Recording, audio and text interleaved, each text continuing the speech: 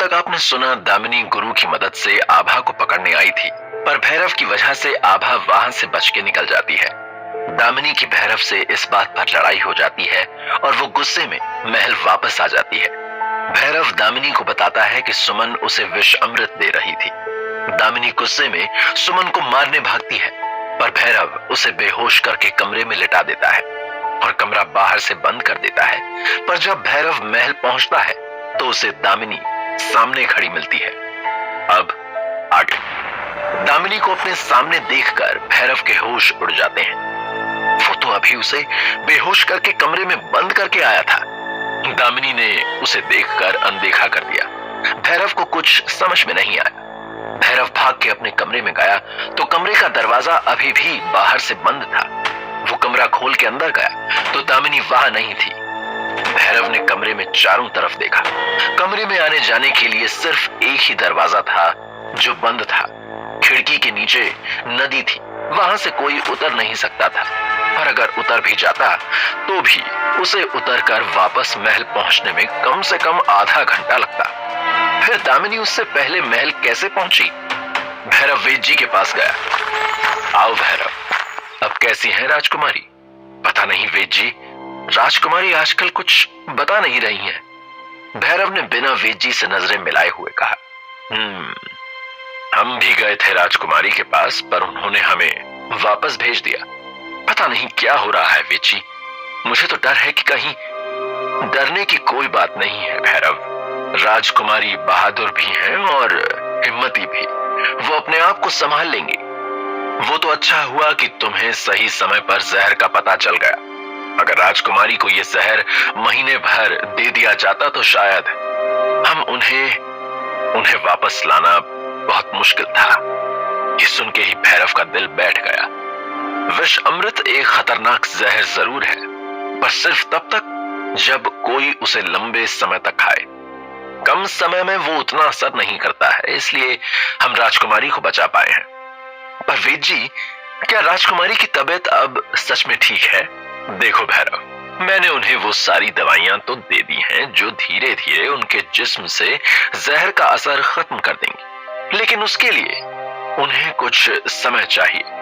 फिर भी मैं कुछ भी नहीं कह सकता, क्योंकि राजकुमारी हमें भी कुछ दिन से अपना समय नहीं दे पा रही हैं। भैरव की शक्ल पर चिंता और गहरी हो गई। वेद जी ने उसके कंधे पर हाथ रख कर कहा, हाँ, मैं इतना जरूर कह सकता हूं कि जहर ने कोई बहुत बड़ा नुकसान नहीं किया है, और थोड़े समय और प्यार से वो बिल्कुल पहले जैसी हो जाएंगी।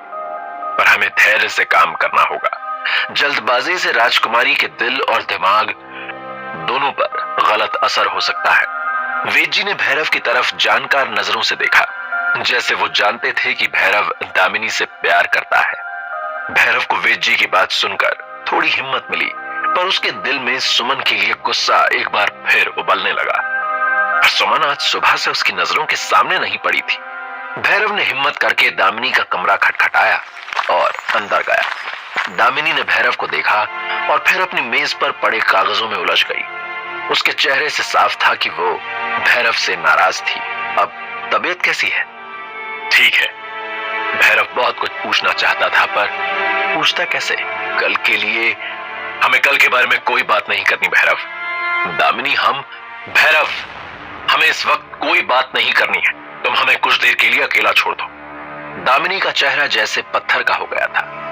भैरव को एक मिनट के लिए उस चेहरे को देखकर ऐसा लगा जैसे वो दामिनी नहीं, बल्कि उसकी जगह पर कोई और है, जो देखने में तो बिल्कुल दामिनी जैसी लग रही है, पर ना उसकी आंखों में नरमी है और ना ही उसकी आवाज में प्यार।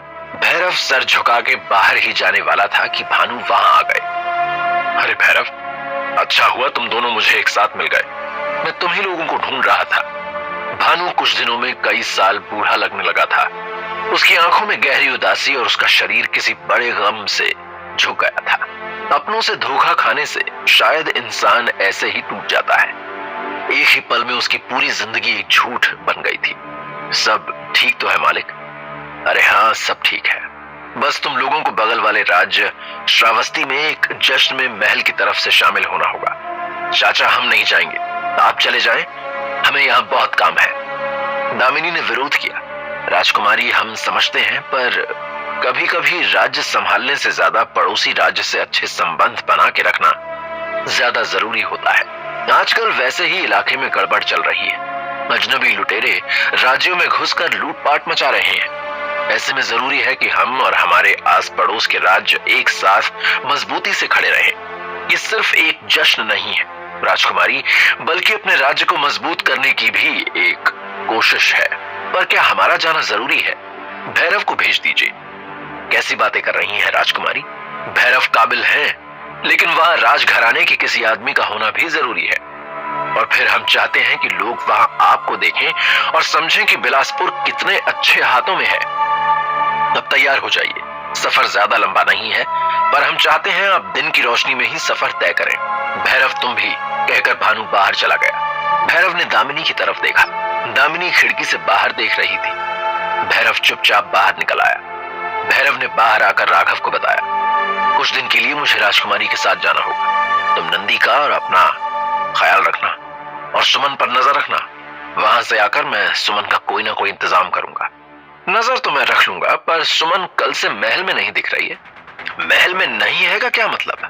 उसे ढूंढो राघव, वो हमारी नजरों से दूर नहीं होनी चाहिए। मैं गया था उसके घर, उसके माँ बाप को लग रहा है वो महल में ही है, पर मैंने महल में ढूंढ लिया है, वो यहाँ नहीं है। मुझे लगता है उसे पता चल गया है कि तुम उसकी सच्चाई जानते हो और वो कहीं भाग गई है। हाँ पर क्या? हम यही तो चाहते थे ना कि सुमन यहां से चली जाए। समझो चली गई, अब उस पर से अपना ध्यान हटाओ और राजकुमारी पर लगाओ, समझे? भैरव जानता था कि राघव उसे उसकी भलाई के लिए ही ऐसा करने को कह रहा था। भैरव भी यही चाहता था कि इन सब चीजों से कुछ दिन के लिए हटके दामिनी और भैरव सिर्फ एक दूसरे पर ध्यान दें। शायद श्रावस्ती जाने से भैरव और दामिनी को यहाँ की परेशानियों से छुटकारा मिल जाए। उनको महल से निकले कुछ 6 घंटे हो चुके थे। दामिनी और भैरव के साथ 7-8 सिपाही भी थे। भैरव और दामिनी सिपाहियों के आगे चल रहे थे। कहने को भैरव दामिनी से बस 1-2 कदम ही पीछे था, पर उनके बीच खामोशी की बड़ी दीवार खड़ी थी। वो अपने घोड़ों पे नदी के साथ साथ चल रहे थे। भैरव जानता था कि कुछ देर में उन्हें ये आसान रास्ता छोड़ के पहाड़ की मुश्किल चढ़ाई वाला रास्ता लेना था। नदी किनारे एक छोटा सा गांव देखकर भैरव को रानी जोत की याद आई। रानी जोत उसका गांव, जहां वो पैदा हुआ था, बड़ा हुआ था, जहां उसका पूरा बचपन बीता था। उसे गौरी की शक्ल याद आई, काली चोटी पर वो कुटिया याद आई, उसका घर।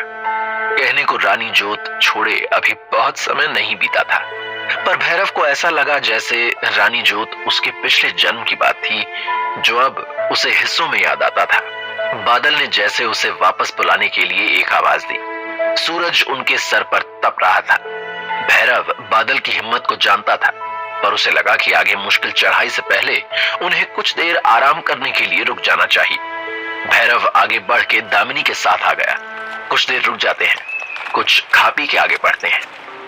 मुझे भूख नहीं, दामिनी ने कहा, पर बाकियों को तो है, और घोड़े भी थक रहे हैं। कुछ देर आराम करना बेहतर होगा।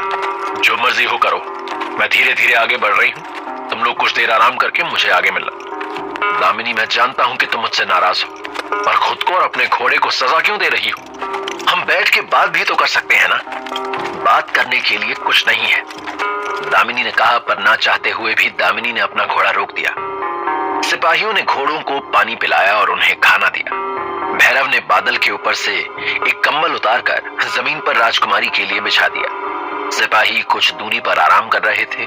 दामिनी ने घोड़े से उतरने के अलावा कुछ भी नहीं किया था, बस वो नदी के पास खड़ी उस पार देख रही थी। उसकी पीठ भैरव की तरफ थी। उसकी अकड़ी हुई पीठ से भैरव को अंदाजा हो रहा था कि वो कितना नाराज थी। मैंने तो सुना था कि राजकुमार और राजकुमारी बहुत विनम्र होते हैं, पर इतना गुस्सा? दामिनी बिजली की तरह उस पर लपकी। कई राजकुमार राजकुमारी ज्यादा बोलने वालों का सर भी काट देते हैं। उनके बारे में सुना है तुमने? भैरव ने मुश्किल से अपनी हंसी रोकी। अगर वो इस वक्त हंस देता तो दामिनी पक्का उसका सर काट देती। अच्छा, बैठ तो जाओ, तुम्हारी तबीयत अभी पूरी तरह से ठीक नहीं हुई है। दामिनी कुछ देर खड़ी रही, फिर बैठ गई। मैंने वेद जी से पूछा था, वो जहर जो तुम्हें सुमन दे रही थी उसका असर। कौन सा जहर? सुमन हमें जहर क्यों देगी? वही जहर जो मैंने तुम्हें कल दिखाया था। भैरव दामिनी के चेहरे को गौर से देख रहा था। ऐसा लग रहा था कि दामिनी को सच में नहीं पता कि भैरव क्या बातें कर रहा है। एकदम से दामिनी का चेहरा बदल गया। अच्छा अच्छा, हाँ हाँ, तुम कुछ बता तो रहे थे। क्या था असल में? मेरे दिमाग में इतना कुछ चल रहा था कि दिमाग से निकल गया होगा। मैंने तुम्हें बताया नहीं था, दिखाया था दामिनी। तुम्हें कुछ याद नहीं है? भैरव की आंखों में परेशानी थी। कल रात की बात दामिनी भूल कैसे सकती है? मैंने कहा ना तुमसे, मेरे पास बहुत कुछ है याद रखने को। फालतू बातें मुझे याद नहीं रहती। दामिनी उठ खड़ी हुई। अब जा कहां रही हो? तुमसे और तुम्हारे सवालों से दूर दामिनी नदी की तरफ बढ़ गई और पेड़ों के पीछे गायब हो गई। भैरव उसके पीछे जाना चाहता था पर हिम्मत नहीं कर पाया। दामिनी की तलवार उसकी कमर पर लटकी थी। भैरव यह भी जानता था कि दामिनी वाकई अपना ख्याल रख सकती है, इसलिए उसने उसे थोड़ी देर के लिए अकेला छोड़ने का फैसला किया। पर भैरव के दिमाग में यह बात नाच रही थी कि कल उसने दामिनी को जो जहर दिखाया था वो उसे याद क्यों नहीं था। क्या सच में दामिनी के दिमाग में बहुत कुछ चल रहा था? क्या कल उसके साथ दामिनी नहीं कोई और थी? भैरव ने खुद को समझाया, ये कैसे हो सकता है? दामिनी की जगह कौन होगा? उसने अपने आप को समझाया कि यह उसके दिमाग का फालतू वहम होगा कि तभी दामिनी के चीखने की आवाज आई। भैरव फौरन उठ के खड़ा हुआ और आवाज की तरफ भागा। आवाज जंगल से आ रही थी। भैरव पागलों की तरह आवाज की तरफ भाग रहा था कि तभी उसे सामने से दामिनी दौड़ती दिखाई दी। दामिनी भैरव की तरफ आ रही थी पर उसके मुंह और हाथ से खून बह रहा था। भैरव के कुछ भी समझ नहीं आया।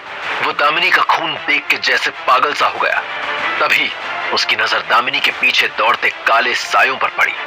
देखते ही देखते दामिनी और भैरव उन काले सायों से घिर गए। क्या भैरव और दामिनी इन परेशानियों के बीच एक दूसरे तक पहुंचने का रास्ता ढूंढ पाएंगे? क्या कोई नई मुसीबत श्रावस्ती में पहले से इनके इंतजार में बैठी है? क्या सच में दामिनी पर जहर का असर है या उसके बदले बर्ताव की वजह कुछ और है? जानने के लिए सुनते रहिए।